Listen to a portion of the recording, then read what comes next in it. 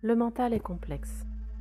Les enseignements yogiques distinguent 3 corps mentaux: le mental négatif, le mental positif et le mental neutre. Le mental négatif renvoie au mot « non », à tous les mots qui commencent par un préfixe négatif. Il appréhende les choses par leur absence. Il s'intéresse à ce qui manque. Le petit enfant commence par apprendre ce qu'il n'est pas. Le premier mot qu'il apprend à maîtriser est le mot « non ». Pour avoir en soi une conception de l'infini, il faut d'abord avoir l'infiniment vide en soi. Ce qui manque nous manque infiniment.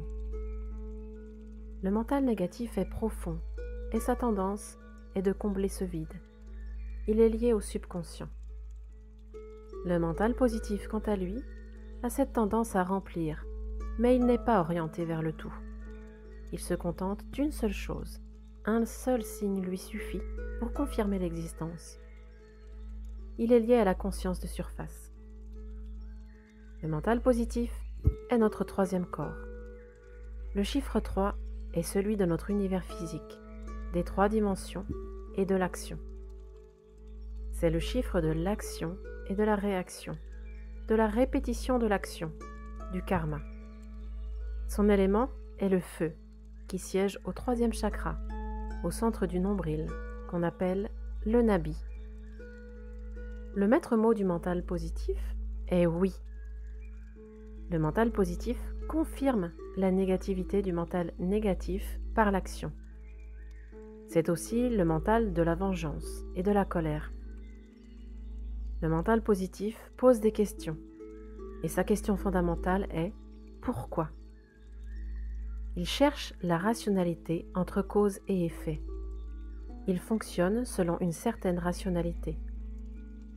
Le mental négatif projette un manque, et le mental positif, quant à lui, comble ce manque en rajoutant, ce qui va créer un nouveau problème qui va à son tour alimenter le mental négatif.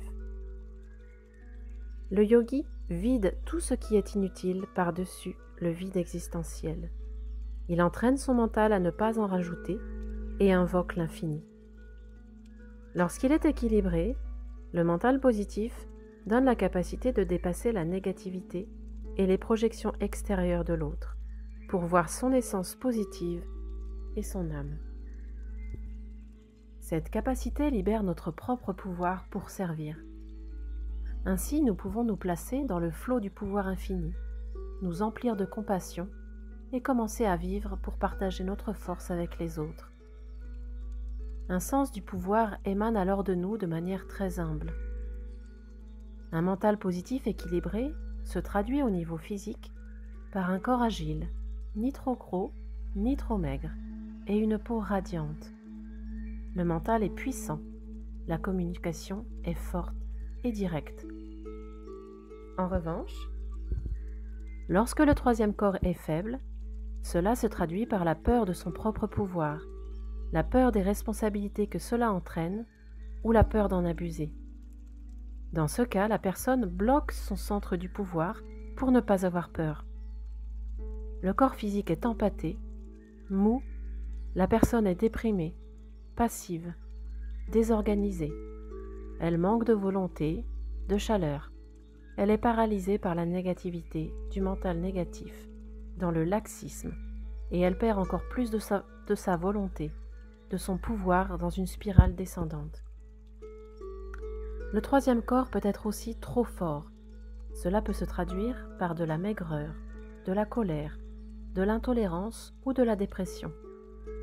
Ces personnes sont trop volontaires, inflexibles, ce qui les consume.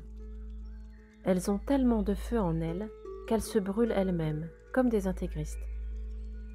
Les symptômes physiques d'un 3e corps déséquilibré vont se retrouver au niveau du foie, de la vésicule biliaire, des problèmes au niveau des pieds ou des chevilles, une faiblesse des yeux, des maux de tête, des allergies ou des douleurs lombaires. En revanche, s'il est bien équilibré, cela se manifeste par un joli feu avec suffisamment d'eau du 2e corps, le mental négatif.